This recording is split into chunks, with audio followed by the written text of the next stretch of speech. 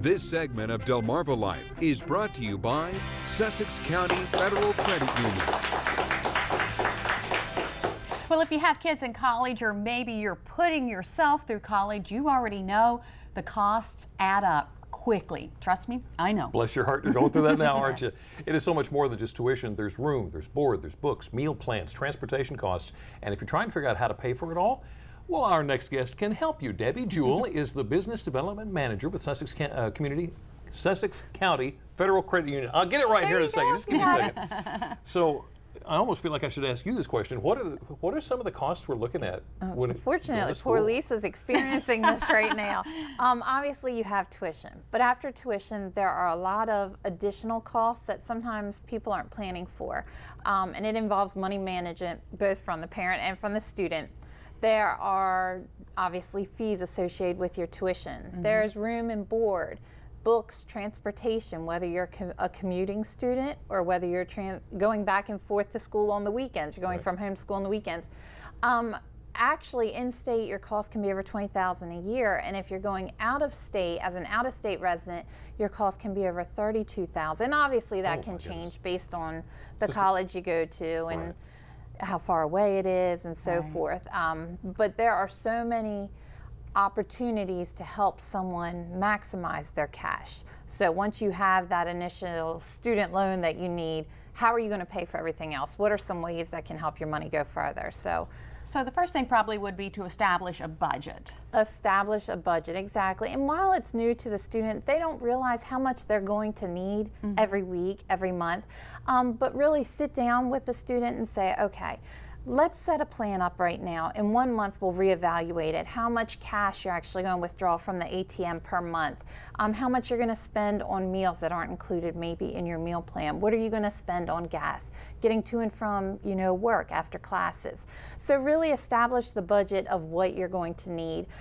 Track the spending of your purchases for that first month to determine, I really could use a little bit less. Maybe I could, increase it just a little bit. I realized that I'm eating out a lot more than I anticipated. Maybe not go for the full latte coffee every morning. That can definitely make a difference. Or when everyone says, oh, hey, we're going down to the pizza shop, come on down. And that happens, twice a day and 5 times a week, Also, books. Books can be a very expensive cost. So research books, research them online. You can go online, consider buying used, and that's a great way to also help you keep some additional cash and money in your budget. And then avoid using credit for unnecessary expenses. So if you do have to go to the bookstore and you see the bag of Doritos and you see a soda, don't just go, let me swipe this, and there's $5, $6 on a credit card that you don't necessarily need.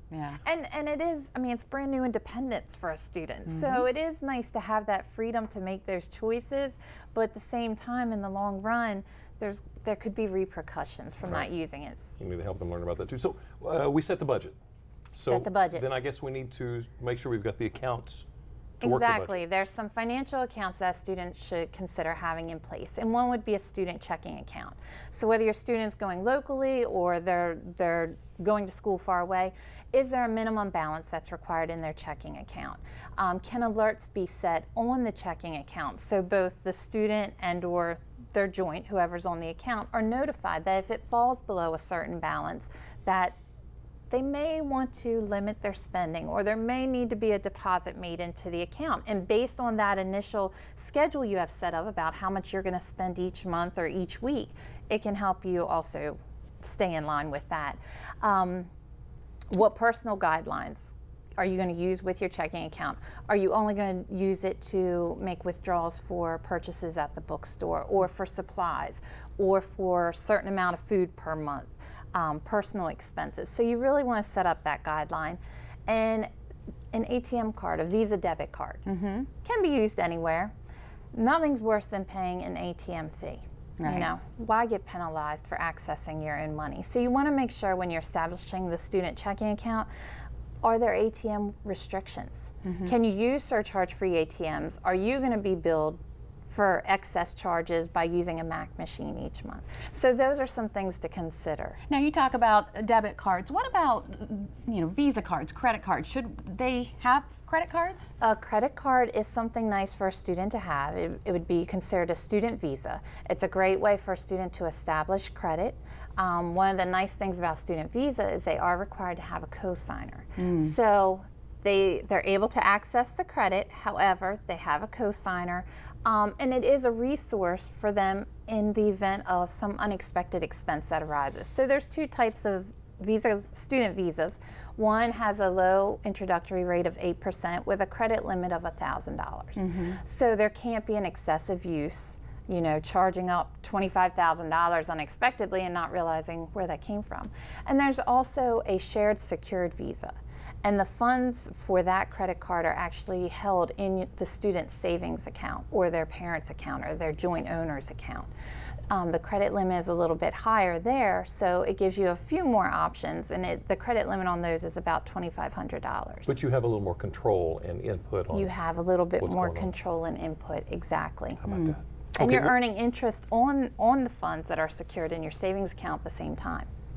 What about reliable transportation?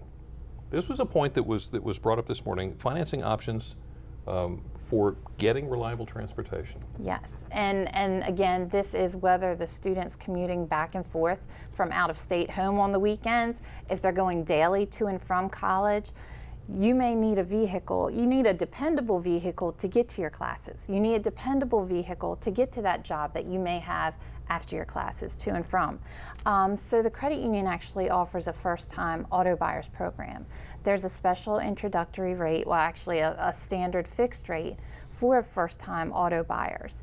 And in addition to that special rate they can receive, there's also a discount they can receive on their insurance simply for being a credit union member. So that kind of keeps additional cash in your pocket as well. That's a good thing. Yes, it All is right. a good thing. So much information. Thank you so And money much. management is probably one of the key things that gets overlooked for a lot of first-time college students because, again, there's so much new independence. Right.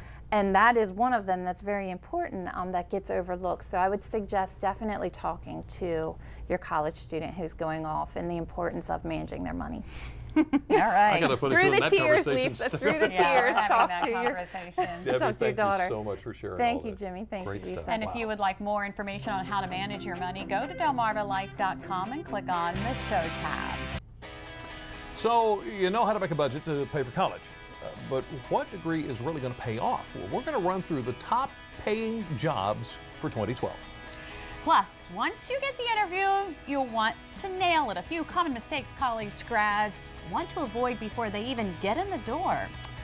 And we are still trying to figure out where Brian is this afternoon. Now, we do know that wherever he is, he's 119 miles from Washington, D.C. So the next question is, Brian, what's our second clue? Well, maybe the second clue will be helpful. So here it is, clue number 2. The town served as a major port. What's that all about? One more clue to come. Stay with us. We will be right back.